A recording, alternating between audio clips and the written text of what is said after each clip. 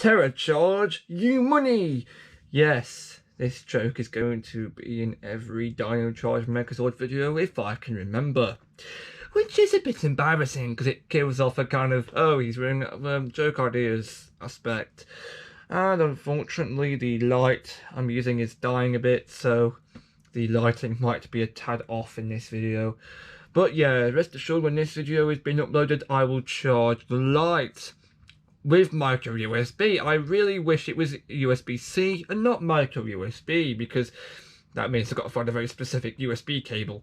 Right, so I've learned from my previous mistakes. I have now got all the chargers already out for the future videos, because finding this one was a complete nightmare. This is the one that comes with this Megazord.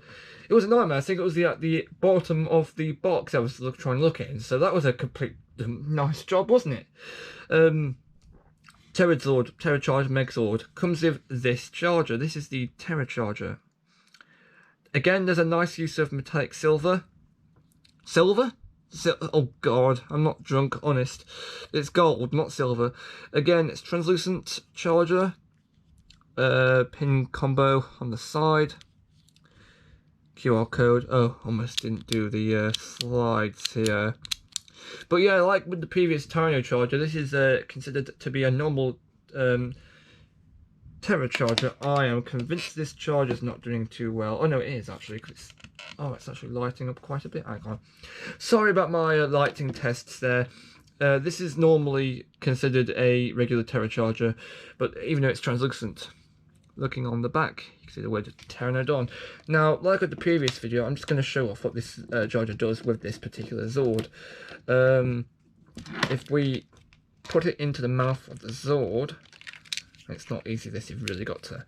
this top part, it doesn't really like me. It comes off quite easily, in my opinion. So you put the charger in. There we go. You push it in.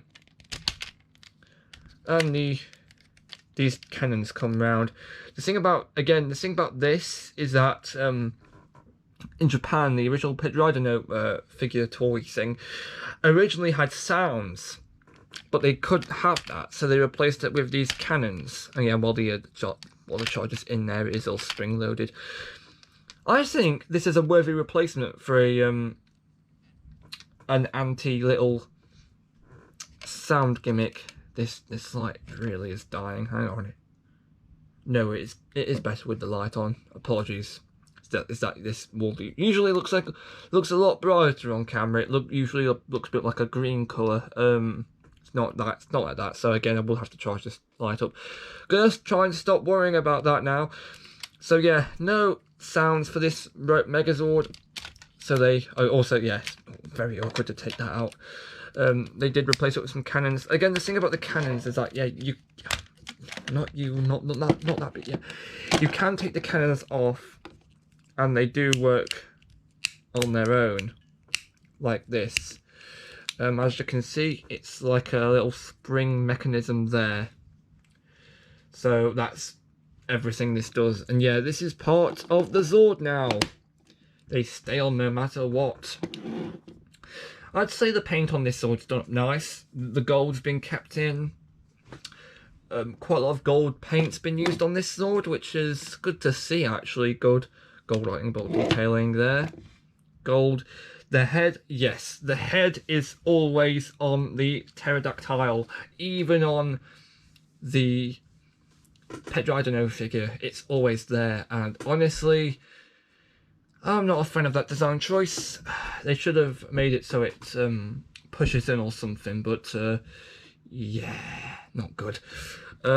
These claws here, they're meant to fold back, and they don't. I mean, that's an okay change in my opinion, in my books.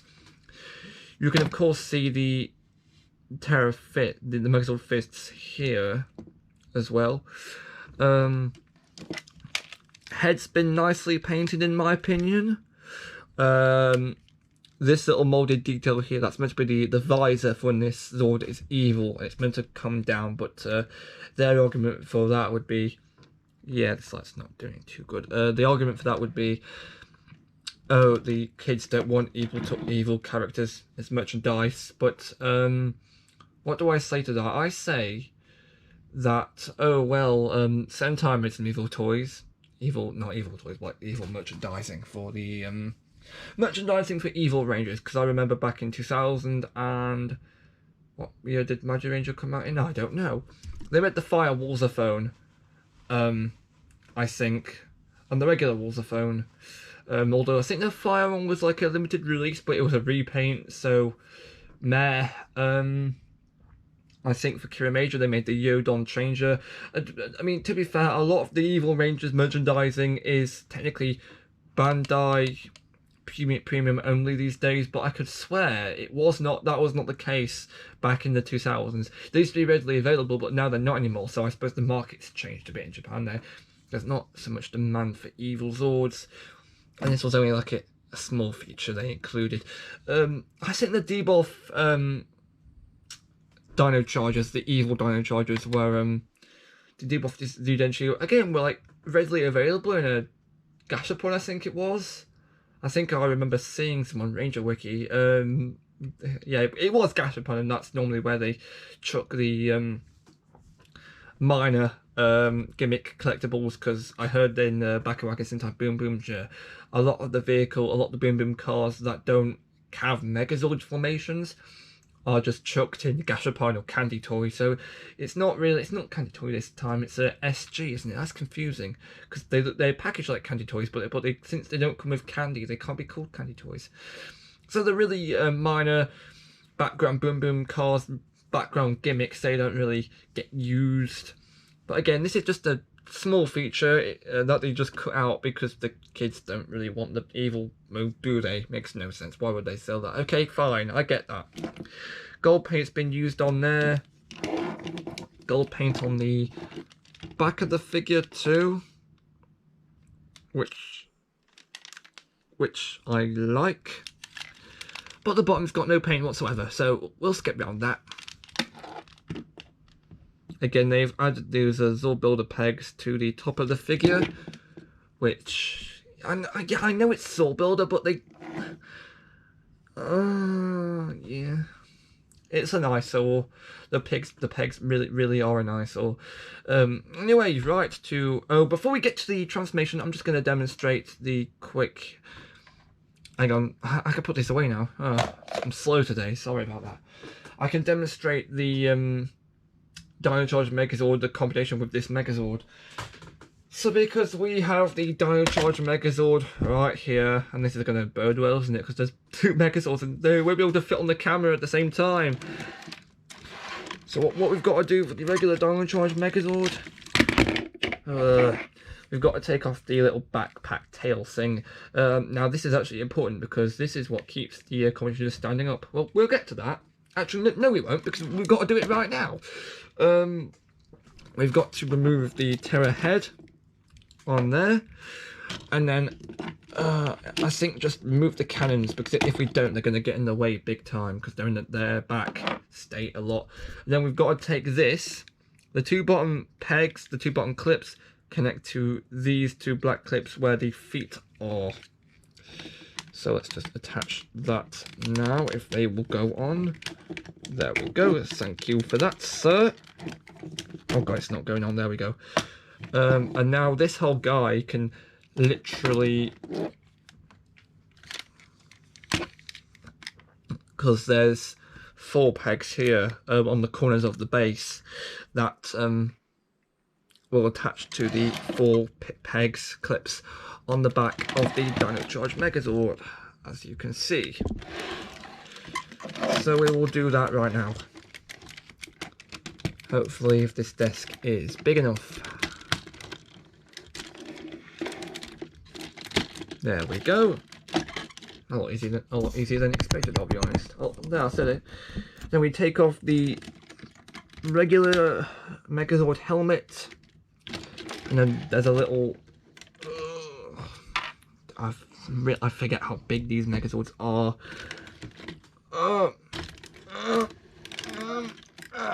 There we go. There's a little post here, and the little helmet will go onto that post. Oh, apologies for the really amateur video making skills here. I didn't think this through, I really didn't.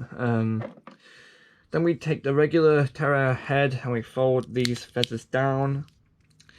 And I think we open the bottom jaw, I'm not sure. Whatever the case, we just have to stick this onto the regular Megazord head.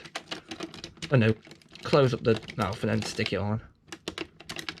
This has always been awkward. Every time I've tried to assemble this Megazord, it's always gone pear-shaped somehow. I think that's the best we can get it, honestly. So yeah, this is Dino Charge Megazord. I don't know what this formation is called. It's the one with the pterodactyl formation. Yeah. What do I think of this design? Unlike Ultimate Go Say Great from the from Megaforce, I think it's got wings on. The wings do what they're supposed to do. It's brilliant. It's not lazy in any way, I don't think. Well, it's the same idea, but at least it does something with the head and the helmet on the back. This Megazord, the American version, keeps the support up with the tail holding the basically giving it a third leg. Well thought through. One thing I will say, it would have been nice if the Ptera Charge Megazord had like an additional weapon for the Megazord to hold. Because for some reason, sticking with the normal Stego sword, it doesn't really feel that good because it's the same weapon. But again, I suppose the argument would be, oh, we've still got the Triceradrill, which is, yeah, to be fair, that's still a weapon. And of course, you can still swap out the Megazord arms, which I suppose is a valid argument. Right, let's get this guy back into the original forms. And before you say, oh, I should be doing a jump cut, well, no, because it's really easy to. There we go. Really, really easy just to get it back into regular formation. Take off the helmet. And finally take off the spiky tail. There we go. And now for the bit I was going to do originally but forgot about ultimately, is the Megazord formation. And yeah, for this we can literally just stick the cannons back on, if they will fit back on. There we go. Now one more thing I will say about this, and I discovered this really recently in fact. Turn this around, you've got a little plinth here that holds it up in Ptera mode. Folds down and you can push it underneath the base. It's right at the back. You pull it out, you can move it up, support the Zord, because if it's not there, it literally does a turtle Zord and wonks over. So I didn't originally see that coming. I must thank, I think it was Bolt Matrix who I learned that from. So well done, Bolt, for telling me. Although I'm probably like a million years late for that. Because that video was indeed released in 2015. The year is currently 2024, so no time for maths, we just got to get on with this. Right, so to transform into Ptera Charge Megazord mode, again you must move the feathers down. And we have to move this forward because if we don't, something like the back legs will be difficult. Take this whole back part off, split it in half, there we go. Move this half off to the side because we've got to deal with the back legs. Look everyone, he's doing a T-pose. It doesn't work really, that joke doesn't really work. Take the side of the clips, the complete flat side here, turn it upside down, make it so it's facing like this. Then we have to move the legs around like this and move the feet up like this. And then the claws will fold out like this. And now this is essentially a Skylander Swapfall situation because we have now got a pair of legs. And we take the top half, plug it onto the top, and yeah, I am aware how much give these legs are having right now, but I really don't like that because I feel like it might just split and fall off, which is not, I'm not a fan of that. Okay, now we can move these kind of backwards. Take the wings, actually maybe do it like this. Fold in the top part here, and fold arms down, and yeah, these are separate, you'll build the pieces connecting them. Do the same on this side too. And then open the visor on their head like this. In fact, let's do a close-up shot since the head comes off here. Open it up. I think the paint is nowhere, it's not as good as the regular Dino Charge Megazord. It's missing the details, the black details around the eyes, at least I think they're missing. The sculpting's done alright though. The top piece here, it doesn't move down like it should, but again I don't mind. They kept what they could. Goes on top of the Megazord like this. I don't know why it comes off. It's not meant to be used for any other combinations, which is a bit odd. Now again, and one more thing I will say about this Megazord is that yes, it indeed can combine with the other Dino arms. They're not called that, that's just my name for them. We've just got to move up the individual Ptera. See, I'm worried about that happening. Not a fan of that. Move up the individual Ptera arms. Because I've got the Dino Charge Megazord right next to me on the floor, I will be using the Stego and Tricerazords for this job. And they attach the same way, with the same kind of Dino Charger system in fact, as the Dino Charge Megazord. Now, before I said about the horns getting in the way of the Dino Megazord's tail, now with this Megazord it's not a problem because as you can see, hang on both arms there's little holes. You can't really see them, but there's oh, I really hate it when that happens, sorry about this. There's some holes right here, you can see them better. This light isn't doing any good. In fact, if I take it out a bit late for that, there's some holes here, which means the Tricerazord will simply just slide into them and nothing will happen, making this the most adept Megazord to combine stuff with, which I like. They improved on what they had before. Although I'm pretty sure this Megazord came out at the same time as the regular Dino Charge Megazord, so take that as you will. And the other one too.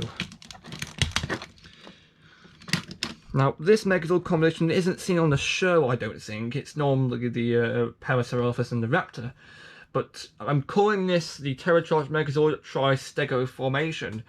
Yeah, you indeed can swap out the arms. In my opinion, this mode looks a bit ridiculous. Because mainly, these are now his arms. He's got massive shoulders now, which I don't really like. Huh. I suppose they've got to be that way for the Tricerazord to work, but they could have moved out the ports a bit further so that the horns don't have to go inside the arm. I don't know. They could have moved them out a bit, but that still would have looked a bit bonkers. This still holds true with the Japanese version. He's got massive shoulders. He's got a massive pair of shoulders in this mode, and I think it looks a bit weird. It's like he's suddenly been stretched out a bit.